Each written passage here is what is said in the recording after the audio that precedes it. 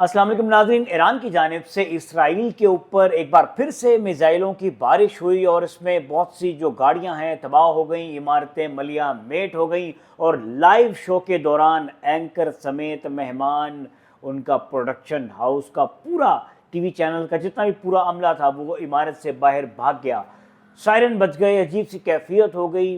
सारी बात है, इन्होंने सारी ज़िंदगी ऐसे मामला देखे नहीं, इन्होंने सिर्फ बदमाशी करनी सीखी थी। इन्होंने खुद के ऊपर बदमाशी होती कभी देखी नहीं। इन्होंने सिर्फ दूसरे ममालिक को डराना धमकाना सीखा था। इन्होंने गजा के ऊपर जुल्म होते हुए देखा था, लेकिन जब वो जुल्म अपने ऊपर होता हुआ देख रहे हैं तो जाहिर बात है वो प्रैक्टिस तो है नहीं है उसकी। और फिर अपनी जान बचाने के लिए इवन के जो टनल्स हैं, जो सुरंगें हैं, उनमें छुप रहे हैं, सो रहे हैं, शब व रोज़ गुजर रहे हैं इन इसराइलियों के। आज जंग का 8वां रोज़ है और सुबह सवेरे ही जो नाश्ता है ईरान की जानिब से इसराइल को भेजा गया मिसाइलों के अंदर, और वो मिसाइल जो थे अब तक की इतलात के मुताबिक कुछ ऐसे मिसाइल भी थे जिन्हें इसराइल का जो डिफेंस सिस्टम था उन्हें रोकने में बुरी तरह से नाकाम रहा, और जो जनूबी इसराइल है वहाँ पर जाके ये धमाके हुए, ये मिसाइल वहाँ दागे गए, बराह रास्त उस जगह के ऊपर हिट किए जो ईरान का टारगेट था।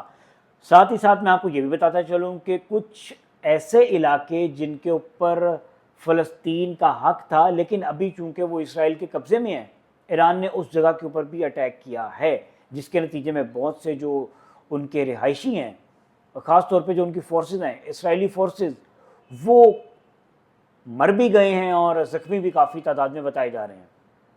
अच्छा जी, इसराइल के ऊपर जो अटैक हुआ ख़ास तौर पे आज सुबह, उसमें जो ईरान ने टारगेट किया था वो टारगेट ये किया था कि उनका जो फ़ौज का जो हेडक्वार्टर है, इंटेलिजेंस का हेडक्वार्टर, उसको टारगेट किया। साथ ही साथ उनका जो इसराइली फ़ौज का जो कमांडोज़ हैं उन्हें भी टारगेट किया गया। उनके असलहा डिपो को टारगेट किया, जहाँ पे असलहा बनता है उस जगह को टारगेट किया, और जिस जगह के ऊपर से मिसाइल दागे जा रहे थे कुछ हद तक उस जगह को भी टारगेट किया गया ईरान की जानिब से। और साथ ही साथ एक माइक्रोसॉफ्ट ऑफिस के करीब भी मिसाइल दागा गया, जहाँ पे एक बड़ी हमने आग भी भड़कते हुए देखी, जिसके नतीजे में बहुत सी उनका माली नुकसान ख़ास तौर पर बहुत ज़्यादा हो रहा है। मुतअद्दिद जो उनके एयरपोर्ट्स हैं वो बंद हैं, और साथ ही साथ जो उनके रेलवे स्टेशन हैं वो भी बंद कर दिए गए हैं, क्योंकि हालात रूटीन से हट के हो गए और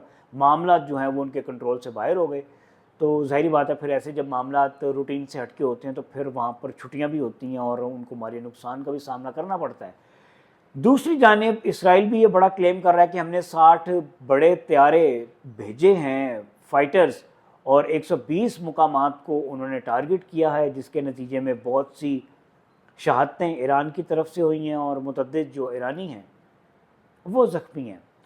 ये मामला कहाँ रुकेगा कहाँ नहीं रुकेगा ये तो आने वाला वक्त बताएगा, लेकिन मैं आपको नाज़रीन ये बात बताता चलूँ कि जब से मैंने होश संभाला है उस टाइम से लेकर अब तक मैंने नहीं देखा कि कभी इसराइल इतने मुश्किल हालात से दो चार हुआ हो।